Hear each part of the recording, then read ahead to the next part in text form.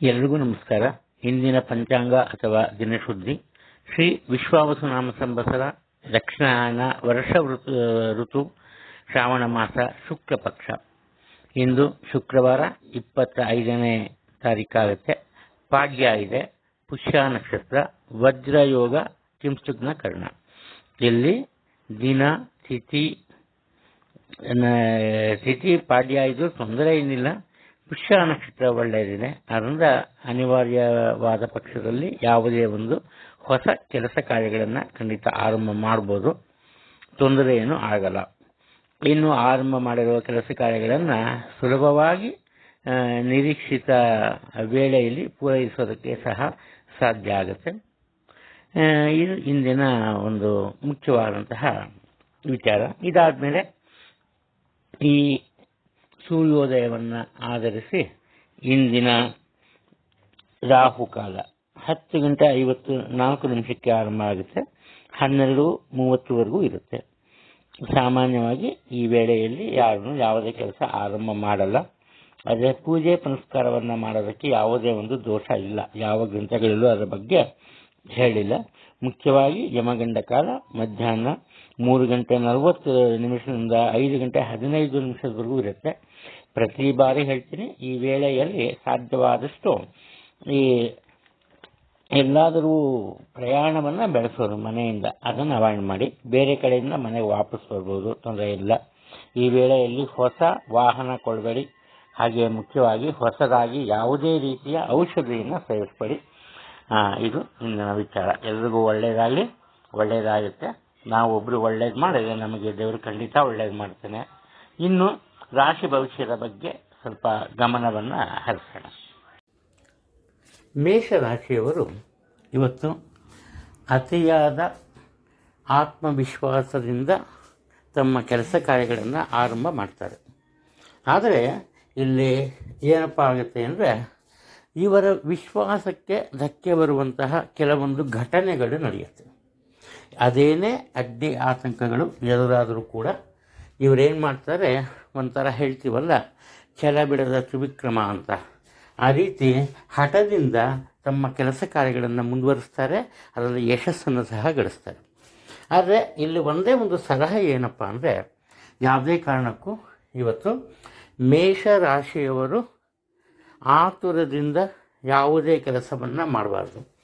ಕಾಲೇಜೆಲ್ಲ ತಾಳಿದವನೇ ಬಾಳಿಯ ಅನ್ನುವಂಥ, ಅದರಿಂದ ಸ್ವಲ್ಪ ಕಾದು ನೋಡುವ ತಂತ್ರವನ್ನು ಉಪಯೋಗಿಸೋದು ತುಂಬ ಒಳ್ಳೆಯದು. ನಿಮಗೆ ಕುಟುಂಬದಲ್ಲಿ ಪ್ರತಿಯೊಬ್ಬರ ಸಹಾಯ ಸಹಕಾರ ಸಿಗುತ್ತೆ, ಒಳ್ಳೆಯ ವಾತಾವರಣ ಇರುತ್ತೆ ಕುಟುಂಬದಲ್ಲಿ. ಆದ್ದರಿಂದ ಒಂದು ರೀತಿ ಆತ್ಮವಿಶ್ವಾಸದ ಕೊರತೆ ನಿಮಗಿರಲ್ಲ. ಈ ಕಾರಣದಿಂದನೇ ಯಶಸ್ಸನ್ನು ಗಳಿಸ್ತಾ ಹೋಗ್ತೀರಿ. ಹಣಕಾಸಿನ ವಿಚಾರದಲ್ಲಿ ನಿಮ್ಮ ಪ್ರಯತ್ನಕ್ಕೆ ತಕ್ಕಂತಹ ಫಲ, ಕಷ್ಟಪಟ್ಟು ದುಡಿತೀರಿ, ಇಲ್ಲ ಅಂತಲ್ಲ.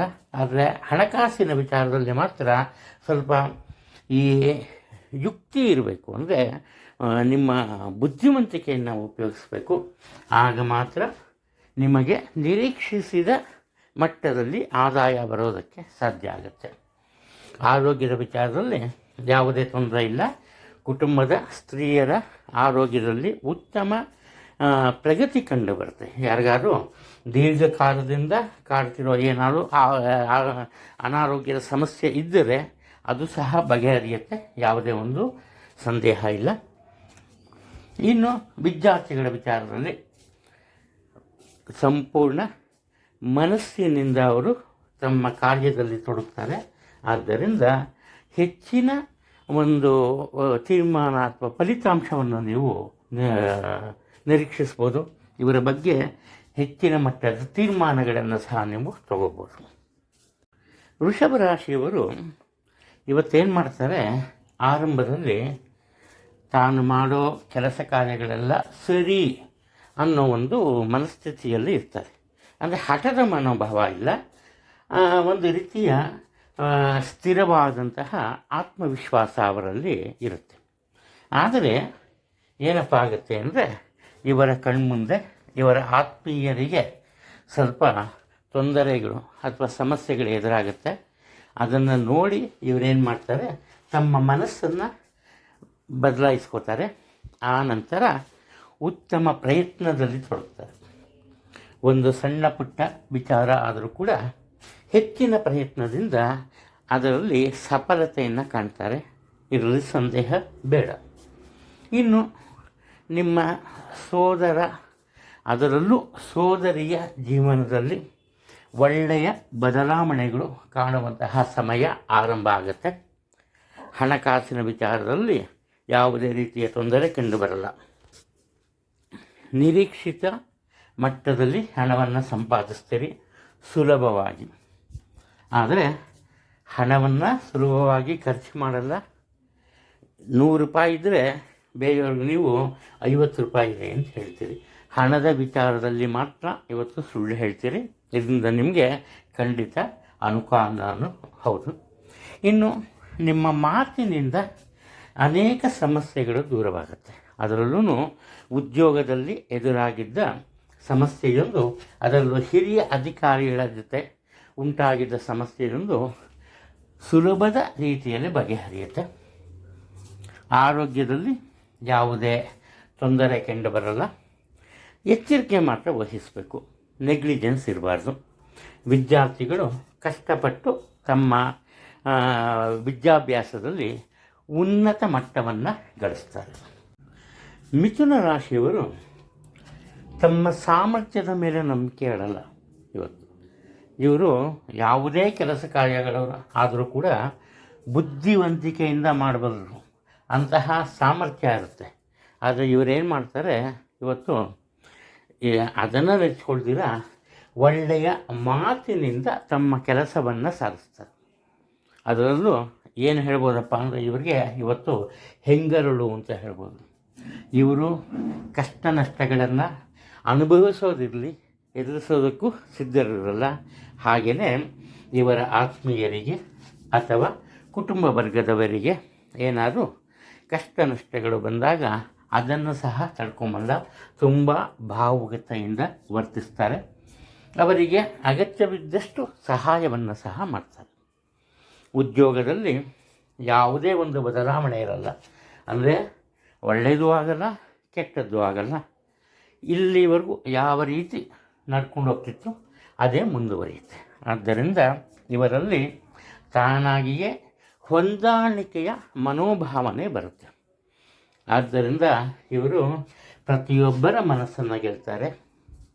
ಇವರ ಕೇಳದೆ ಹೋದರೂ ತಾವಾಗಿಯೇ ಬಂದು ಬೇರೆಯವರು ಇವರಿಗೆ ಸಾಕಷ್ಟು ಸಹಾಯವನ್ನು ಸಹ ಮಾಡ್ತಾರೆ. ಉದ್ಯೋಗದಲ್ಲಿ ಅನಿರೀಕ್ಷಿತ ಬದಲಾವಣೆಗಳು ಉಂಟಾದರೂ ಕೂಡ ಇವರಿಗೆ ಅನುಕೂಲಕರವಾಗಿರುತ್ತೆ. ಅದು ಮುಖ್ಯವಾದ ವಿಚಾರ. ಇನ್ನು ಸ್ತ್ರೀಯರಿಗೆ ವಿಶೇಷವಾದ ಧನಲಾಭ ಇರುತ್ತೆ. ಹಾಗೆಯೇ ಹೊಸದಾದ ಒಡವೆ ವಸ್ತ್ರವನ್ನು ತಗೊಂಬುವಂತಹ ಸೂಚನೆಗಳು ಕಂಡುಬರ್ತಿದೆ. ಆದ್ದರಿಂದ ಖರ್ಚು ವೆಚ್ಚದ ಬಗ್ಗೆ ಸಹ ಸ್ವಲ್ಪ ಗಮನವನ್ನು ಕೊಡೋದು ತುಂಬ ಒಳ್ಳೆಯದು. ಆರೋಗ್ಯದಲ್ಲಿ ಯಾವುದೇ ತೊಂದರೆ ಇಲ್ಲ. ವಿದ್ಯಾರ್ಥಿಗಳು ದ್ವಂದ್ವ ಮನಸ್ಸನ್ನು ಬಿಟ್ಟು ಒಂದು ಪರಿಪಕ್ವವಾದ ಮನಸ್ಥಿತಿಗೆ ಜಾರಿದರೆ ಉತ್ತಮ ಫಲಿತಾಂಶ ದೊರಕತ್ತೆ, ಯಾವುದೇ ಸಂದೇಹ ಇಲ್ಲ. ಕಟಕ ರಾಶಿಯವರು ನೋಡುಗರಿಗೆ ಸುಮ್ಮನೆ ಇದ್ದಾರೆ ಅಂತ ಕಾಣಿಸ್ತಾರೆ, ಆದರೆ ಮನಸ್ಸಿನಲ್ಲಿಯೇ ಯೋಚನೆ ಇರುತ್ತೆ. ಯಾವ ರೀತಿಯ ಯೋಚನೆ ಅಂದರೆ, ಜೀವನದಲ್ಲಿ ಏನಾದರೂ ಒಂದು ಒಳ್ಳೆಯ ಕೆಲಸವನ್ನು ಮಾಡಬೇಕು, ಜನ ಮೆಚ್ಚುವಂತೆ ನಡ್ಕೋಬೇಕು ಅಂತ. ಇವತ್ತು ಈ ಒಂದು ವಿಚಾರದಲ್ಲಿ ಇವರು ಸಾಕಷ್ಟು ಯಶಸ್ವಿಯಾಗ್ತಾರೆ. ಯಾವ ರೀತಿ ಯಶಸ್ವಿಯಾಗ್ತಾರಪ್ಪ ಅಂದರೆ, ಮನೆತನಕ್ಕೆ ಸಂಬಂಧಪಟ್ಟ ಭೂ ವಿವಾದವನ್ನು ಮಾತುಕತೆ ಅಥವಾ ಸಂಧಾನದ ಮೂಲಕ ಪರಿಹರಿಸ್ತಾರೆ. ಹಾಗೆಯೇ ಉದ್ಯೋಗದಲ್ಲಿ ಸಹ ಇವರ ಮಾತಿಗೆ ಸಾಕಷ್ಟು ಗೌರವ ಸಿಗುತ್ತೆ. ಆದ್ದರಿಂದ ಕೇವಲ ಇವರಿಗೆ ಮಾತ್ರ ಅಲ್ಲ, ಇವರ ಸುತ್ತಮುತ್ತಲಿನ ಜನರಿಗೆ ಸಹ ಸಾಕಷ್ಟು ಅನುಕೂಲಗಳು ಉಂಟಾಗುತ್ತೆ. ಇವರ ಮನಸ್ಸನ್ನು ಎಷ್ಟೇ ಪ್ರಯತ್ನ ಪಟ್ಟರೂ ಕೂಡ ಯಾರೂ ಬದಲಾಯಿಸೋದಕ್ಕೆ ಸಾಧ್ಯ ಇಲ್ಲ. ಇವರ ಮನಸ್ಸಿಗೆ ಏನು ಬರುತ್ತೆ, ಇವರಿಗೆ ಏನು ನಿಜ ಅಂತ ಅನಿಸುತ್ತೆ ಅದೇ ಕೆಲಸವನ್ನೇ ಮಾಡ್ತಾರೆ. ಹಾಗೆ ಯಶಸ್ಸನ್ನು ಸಹ ಗಳಿಸ್ತಾರೆ. ಇನ್ನು ಉದ್ಯೋಗವನ್ನು ಬದಲಾಯಿಸಬೇಕು ಅನ್ನೋ ಒಂದು ಮನಸ್ಸಿದ್ದರೆ ಪ್ರಯತ್ನ ಪಡ್ಬೋದು. ಒಳ್ಳೆಯ ಕೆಲಸಗಳಿಗೆ ಹಣವನ್ನು ಖರ್ಚು ಮಾಡ್ತಾರೆ. ಆದಾಯಕ್ಕೆ ಏನು ಕೊರತೆ ಇಲ್ಲ, ಉತ್ತಮ ಆದಾಯ ಇರುತ್ತೆ. ಆದರೆ ಒಳ್ಳೆಯ ಕೆಲಸಗಳಿಗೆ ಹಣವನ್ನು ಖರ್ಚು ಮಾಡ್ತಾರೆ. ಇನ್ನು ಧಾರ್ಮಿಕ ಗುರುಗಳನ್ನು ಭೇಟಿ ಮಾಡುವ ಸಂಭವ ಇದೆ. ಇವರ ಹುಟ್ಟೂರಿನಲ್ಲಿರುವ ಒಂದು ದೇವಸ್ಥಾನಕ್ಕೆ ಹಣದ ಸಹಾಯವನ್ನು ಸಹ ಇವರು ಮಾಡ್ತಾರೆ. ಮಕ್ಕಳ ವಿಚಾರದಲ್ಲಿ ವಿಶೇಷವಾದಂತಹ ಕಾಳಜಿಯನ್ನು ತಗೊಂಬೋ ಕಾರಣ ಅವರ ಜೀವನದಲ್ಲಿ ಹೊಸ ರೀತಿಯ ಈ ಅಲೆಗಳು ಇರುತ್ತೆ. ಅಂದರೆ ಯಾವುದೋ ಅವರ ಮನಸ್ಸಿಗೆ ಬೇಸರ ಆಗದಿರೋ ರೀತಿಯವರು ನೋಡ್ಕೊಂಡು ಹೋಗ್ತಾರೆ. ಆದ್ದರಿಂದ ಕುಟುಂಬದಲ್ಲಿ ಇವರಿಂದ ಎಲ್ಲರ ಜೀವನದಲ್ಲೂ ಒಂದು ರೀತಿಯ ಸುಖ, ಶಾಂತಿ ಮತ್ತು ಸಂತೃಪ್ತಿ ನೆಲೆಸುತ್ತೆ. ಆರೋಗ್ಯದಲ್ಲಿ ಯಾವುದೇ ತೊಂದರೆ ಕಂಡುಬರಲ್ಲ. ಸಿಂಹರಾಶಿಯವರು ಅತಿ ಮುಖ್ಯವಾದ ವಿಚಾರ ಏನಪ್ಪ ಅಂದರೆ ಹಣಕಾಸು. ಇವತ್ತು ಏನೂ ಮಾತಾಡಲ್ಲ. ಹಣಕಾಸಿನ ವಿಚಾರದಲ್ಲಿ ಕೆಲವೊಂದು ದಿಟ್ಟ ನಿಲುವನ್ನು ತಗೋತಾರೆ, ದಿಟ್ಟವಾದ ತೀರ್ಮಾನಗಳನ್ನು ತಗೋತಾರೆ. ಈ ತೀರ್ಮಾನಗಳು ಕುಟುಂಬದಲ್ಲಿ ಸಹ ಕೆಲವೊಮ್ಮೆ ಬೇರೆಯವರ ಈ ಬೇಸರಕ್ಕೆ ಕಾರಣ ಆಗುತ್ತೆ. ಆದರೆ ಇವು ಯಾವುದಕ್ಕೂ ಕೇರ್ ಮಾಡಲ್ಲ. ಕಾರಣ ಏನಪ್ಪ ಅಂದರೆ ಇವರಿಗೆ ಒಂದು ಆತ್ಮವಿಶ್ವಾಸ ಇರುತ್ತೆ, ತಾನು ನಡೀತಾ ಇರೋ ದಾರಿ ಸರಿ ಅಂತ. ಅದೇ ರೀತಿ ಮನಸ್ಸಿನಲ್ಲಿ ಸಹ ಒಂದು ರೀತಿಯ ಭಯ ಇರುತ್ತೆ. ಮುಂದಿನ ಜೀವನ ಹೇಗೆ, ಕೈ ತುಂಬ ಹಣ ಇರುತ್ತೆ, ಒಳ್ಳೆಯ ಕೆಲಸ ಇರುತ್ತೆ, ಪ್ರತಿಯೊಬ್ಬರ ಒಂದು ಸಹಕಾರ ಇರುತ್ತೆ. ಇಷ್ಟಿದ್ರೂ ಕೂಡ ಒಂದು ರೀತಿ ಮನಸ್ಸಿನಲ್ಲಿ ಒಂದು ಭಯ ಆವರಿಸ್ಕೊಂಡಿರುತ್ತೆ. ಈ ಕಾರಣದಿಂದ ಇವತ್ತೇನಪ್ಪ ಮಾಡ್ತಾರೆ ಇವರು ಅಂದರೆ ಉದ್ಯೋಗದಲ್ಲಿ ತಪ್ಪು ನಿರ್ಧಾರವನ್ನು ತೆಗೋತಾರೆ. ಇವರಿಗೆ ಗೊತ್ತಿಲ್ಲದೆ, ಇವ್ರಿಗೆ ಗೊತ್ತಿರುತ್ತೆ ಈ ರೀತಿ ಮಾಡಬಾರ್ದು ಅಂತ, ಆದರೂ ಅದೇ ರೀತಿ ಮಾಡ್ತಾರೆ. ಆದ್ದರಿಂದ ಬೇರೆಯವರ ಒಂದು ಈ ವಿರೋಧವನ್ನು ಇವರು ಎದುರಿಸಬೇಕಾಗತ್ತೆ. ಇನ್ನು ಹಣಕಾಸಿನ ವಿಚಾರಕ್ಕೆ ಬಂದಾಗ ಉತ್ತಮ ಆದಾಯ ಇರುತ್ತೆ. ಆದಾಯದ ವಿಚಾರದಲ್ಲಿ ಏನೂ ತೊಂದರೆ ಇಲ್ಲ. ಒಳ್ಳೆಯ ಕೆಲಸಕ್ಕೆ ಹಣವನ್ನು ಖರ್ಚು ಮಾಡ್ತಾರೆ. ಒಳ್ಳೆಯ ಕೆಲಸಕ್ಕೆ ಅಂದರೆ ಮನೆಯನ್ನು ನವೀಕರಣಗೊಳಿಸೋದು ಅಥವಾ ಮನೆಗೆ ಬೇಕಿರೋ ಒಳ್ಳೆಯ ಅಂದರೆ ನೋಡೋದಕ್ಕೆ ತುಂಬ ಚೆನ್ನಾಗಿರುವಂತಹ ಅಲಂಕಾರಿಕ ಪದಾರ್ಥಗಳು ಅಥವಾ ವಸ್ತುಗಳನ್ನು ತಗೊಂಬೋದು. ಇಂತಹ ವಿಚಾರಕ್ಕೆ ಹಣವನ್ನು ಇವರು ಖರ್ಚು ಮಾಡ್ತಾರೆ. ಆದ್ದರಿಂದ ಎಷ್ಟೇ ಉತ್ತಮ ಆದಾಯ ಇದೆ ಅಂದರೂ ಕೂಡ ಕೆಲವೊಮ್ಮೆ ಇವರು ಹಣದ ಕೊರತೆಯನ್ನು ಎದುರಿಸಬೇಕಾಗತ್ತೆ. ಅದು ಬಿಟ್ಟರೆ ಬೇರೆ ಯಾವುದೂ ತೊಂದರೆ ಇಲ್ಲ.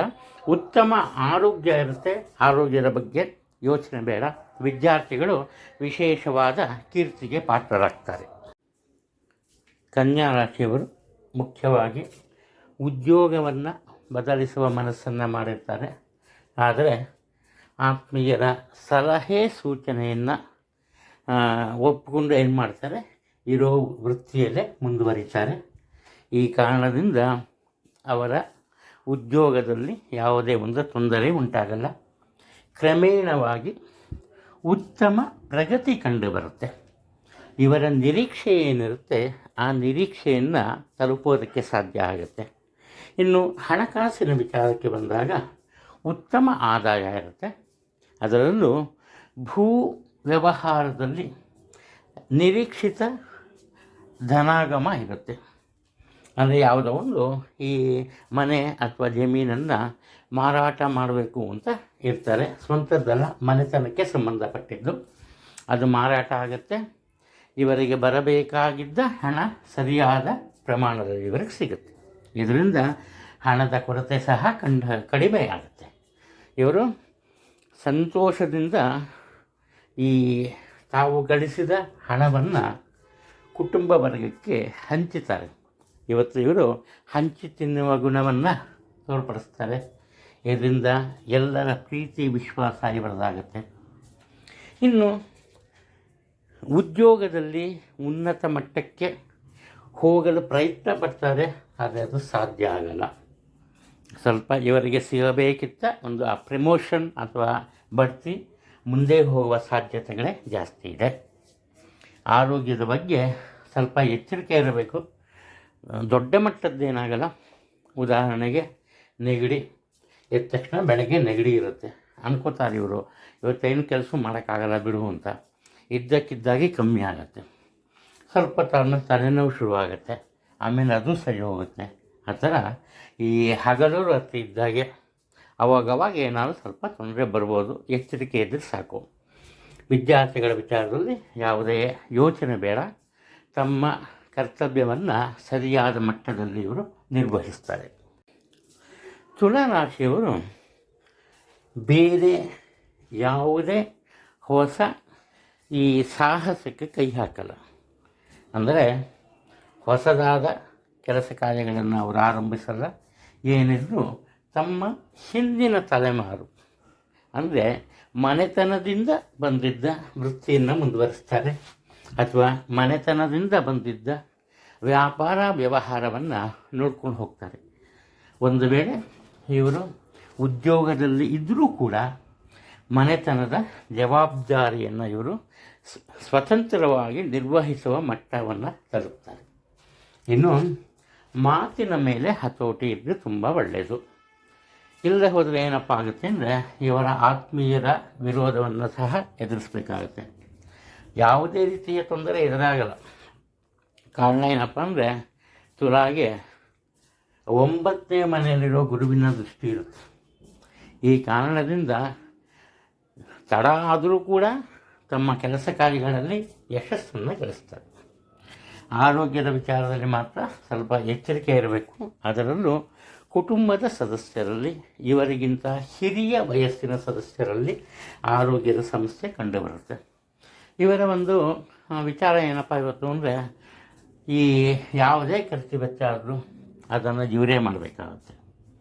ಅದೊಂದು. ವಿದ್ಯಾರ್ಥಿಗಳ ವಿಚಾರಕ್ಕೆ ಬಂದಾಗ ಯಾವುದೇ ರೀತಿಯ ಸಂಶಯ ಬೇಡ. ಉನ್ನತ ಮಟ್ಟದಲ್ಲಿ ಅವರು ತಮ್ಮ ಈ ವಿದ್ಯಾಭ್ಯಾಸವನ್ನು ಮುಂದುವರಿಸ್ತಾರೆ. ಪ್ರತಿಯೊಬ್ಬರ ಗಮನವನ್ನು ಸೆಳೀತಾರೆ. ಪಠ್ಯೇತರ ಚಟುವಟಿಕೆಗಳಲ್ಲೂ ಸಹ ಇರ್ತಾರೆ. ಯಾವುದೇ ವಿಚಾರವನ್ನು ಇವರಿವತ್ತು ತುಂಬ ಸೀರಿಯಸ್ ಆಗಿ ತೊಗೊಂಬಲ್ಲ. ಇದರಲ್ಲಿರೋ ಆ ಒಂದು ಕ್ರೀಡಾ ಸ್ಫೂರ್ತಿ ಎಲ್ಲರಿಗೂ ಮಾದರಿ ಆಗುತ್ತೆ. ವೃಶ್ಚಿಕ ರಾಶಿಯವರು ದುಡುಕುತನದ ಮಾತನ್ನು ಆಡ್ತಾರೆ ಇವತ್ತು.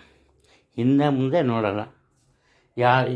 ಕಾರಣ ಏನಪ್ಪ ಅಂದರೆ, ಒಂದು ರೀತಿ ಯಾರೋ ಯಾವುದೋ ವಿಚಾರಕ್ಕೆ ಒಂದು ಕಡೆ ನಿಂತು ನಕ್ಕರೆ ಇವರೇನು ಅನ್ಕೋತಾರಪ್ಪ ಅಂದರೆ, ಅವರು ನನ್ನೋಡೆ ನಗ್ತಾ ಇದ್ದಾರೆ.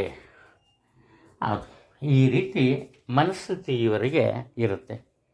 ಈ ಕಾರಣದಿಂದ ಏನಪ್ಪ ಮಾಡ್ತಾರೆ ಅಂದರೆ, ಒಂದು ಚೂರು ಯೋಚನೆಯನ್ನು ಮಾಡದೆ ಪ್ರತಿಯೊಂದು ವಿಚಾರದಲ್ಲಿಯೂ ಪ್ರತಿಯೊಬ್ಬರ ವಿಚಾರದಲ್ಲಿಯೂ ತಾವಾಗಿಯೇ ತಮ್ಮ ಅಭಿಪ್ರಾಯವನ್ನು ಸೂಚಿಸ್ತಾರೆ.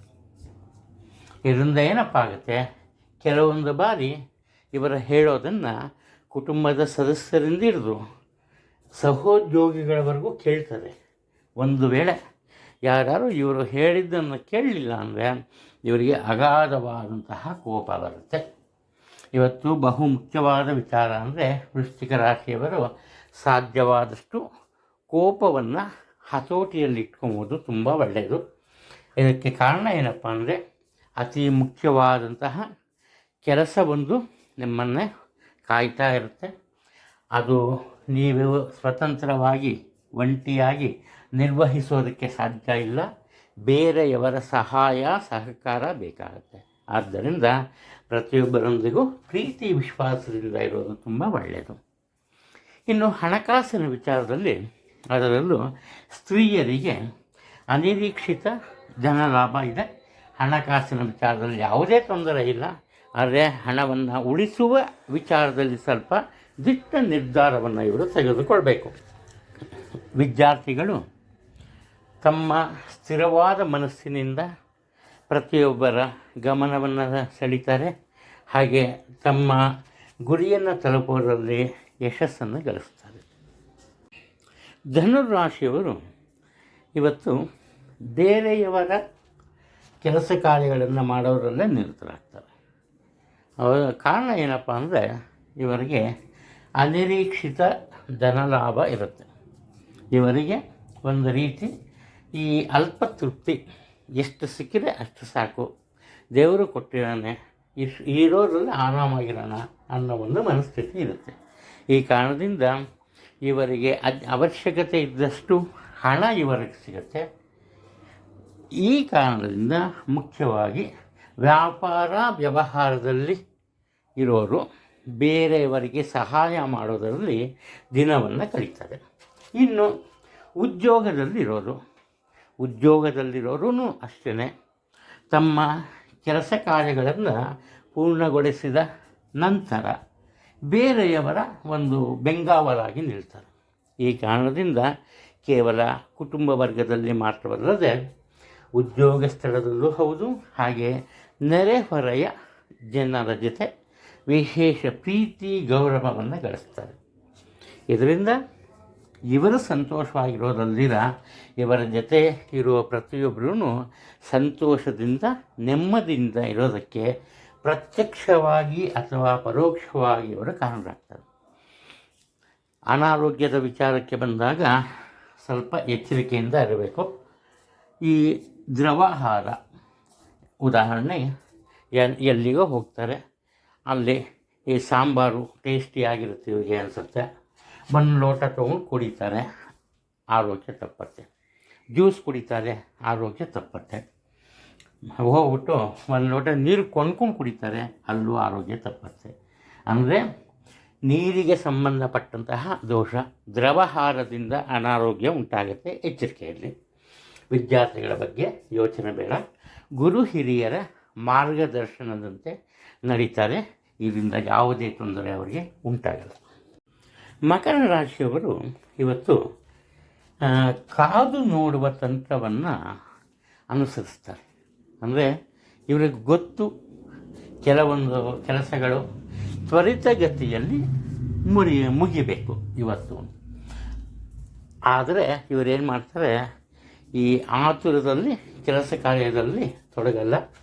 ನಿಧಾನವಾಗಿ ಬೇರೆಯವರ ಒಂದು ಮಾರ್ಗದರ್ಶನದಲ್ಲಿ ತಮ್ಮ ಜವಾಬ್ದಾರಿಯನ್ನು ಯಶಸ್ವಿಯಾಗಿ ಪೂರೈಸ್ತಾರೆ.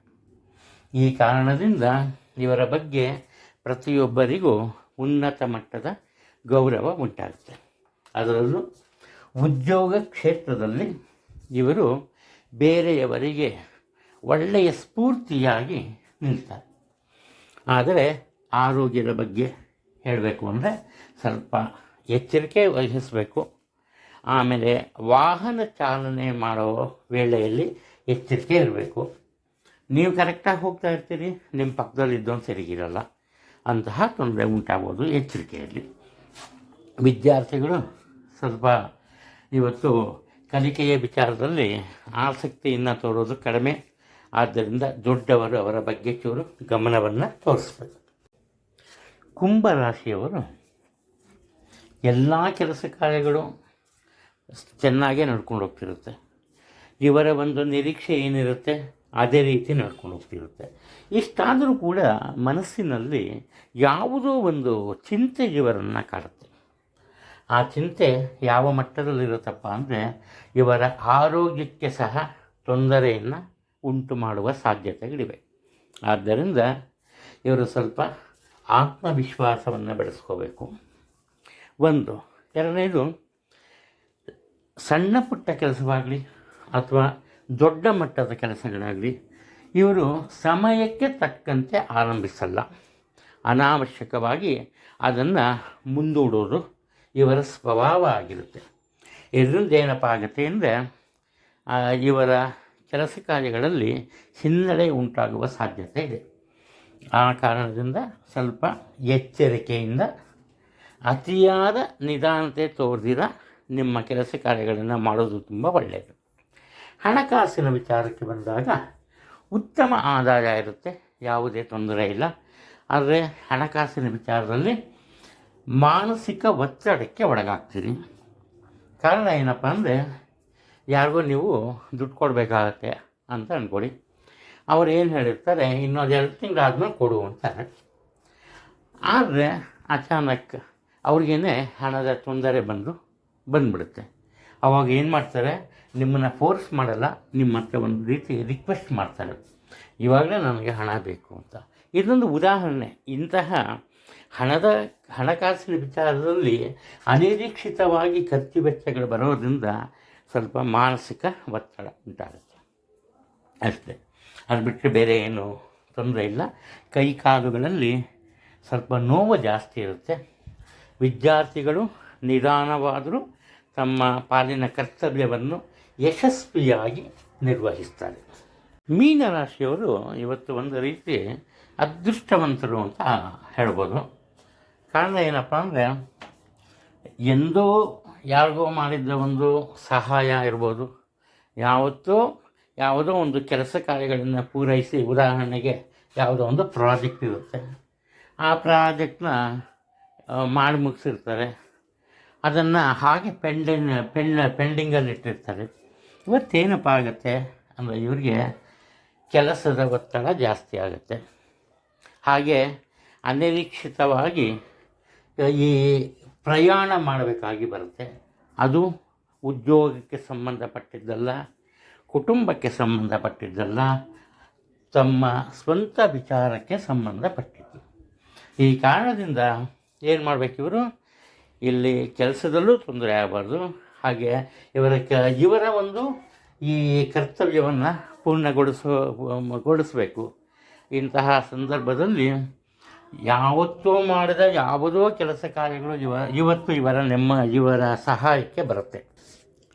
ಹಾಗೆಯೇ ಮತ್ತೊಂದು ವಿಚಾರ ಹಣಕಾಸಿನಿಗೆ ಸಂಬಂಧಪಟ್ಟಿದ್ದು. ಆದಾಯದಲ್ಲಿ ಅಷ್ಟೇನು ಒಳ್ಳೆಯ ಮಟ್ಟ ತಲುಪೋದಕ್ಕೆ ಸಾಧ್ಯ ಆಗಲ್ಲ ಇವತ್ತು. ಆದರೆ ಖರ್ಚು ವೆಚ್ಚಗಳು ಮಾತ್ರ ಅಧಿಕವಾಗಿ ಇರುತ್ತೆ. ಅದು ಯಾವ ರೀತಿ ಅಂದರೆ, ಮನೆಯಲ್ಲಿರೋ ಒಂದು ಫ್ರಿಡ್ಜ್ ಇರ್ಬೋದು, ವಾಷಿಂಗ್ ಮಿಷಿನ್ ಇರ್ಬೋದು, ಅಥವಾ ಟಿ ವಿ ಇರ್ಬೋದು. ಅಂದರೆ ಪ್ರತಿನಿತ್ಯ ಬಳಸುವ ಈ ಗೃಹೋಪಯೋಗಿ ಸಲಕರಣೆಗಳು ಅಥವಾ ಪದಾರ್ಥಗಳು ಏನಾಗುತ್ತೆ, ದುರಸ್ತಿಗೆ ಬರುತ್ತೆ. ಅದಕ್ಕೆ ಹಣವನ್ನು ಹೊಂಚಬೇಕಾಗುತ್ತೆ. ಈ ರೀತಿ ಅನಿರೀಕ್ಷಿತ ಖರ್ಚು ವೆಚ್ಚಗಳು ಬರುತ್ತೆ. ಇದ್ರ ಬಗ್ಗೆ ಸ್ವಲ್ಪ ಎಚ್ಚರಿಕೆ ಇರಲಿ. ಆದ್ದರಿಂದ ಹಣವನ್ನು ಖರ್ಚು ಮಾಡುವಾಗ ಉಳಿಸ್ಕೊಂಬದ್ರ ಬಗ್ಗೆ ಪ್ರಯತ್ನ ಪಡೋದು ತುಂಬ ಒಳ್ಳೆಯದು. ವಿದ್ಯಾರ್ಥಿಗಳಿಗೆ ಯಾವುದೇ ತೊಂದರೆ ಇಲ್ಲ. ಆತ್ಮವಿಶ್ವಾಸದಿಂದ ತಮ್ಮ ಪಾಲಿನ ಕರ್ತವ್ಯವನ್ನು ಅವರು ನಿರ್ವಹಿಸ್ತಾರೆ. ಎಲ್ರಿಗೂ ಒಳ್ಳೆಯದಾಗಲಿ, ಒಳ್ಳೆಯದಾಗುತ್ತೆ. ಎಲ್ಲಿವರೆಗೂ ನಾವು ಒಬ್ರಿಗೆ ಒಳ್ಳೇದು ಮಾಡ್ತೀವಿ, ಅಲ್ಲಿವರೆಗೂ ದೇವರು ಖಂಡಿತ ನಮಗೆ ಒಳ್ಳೇದು ಮಾಡ್ತಾನೆ. ನಮಸ್ಕಾರ.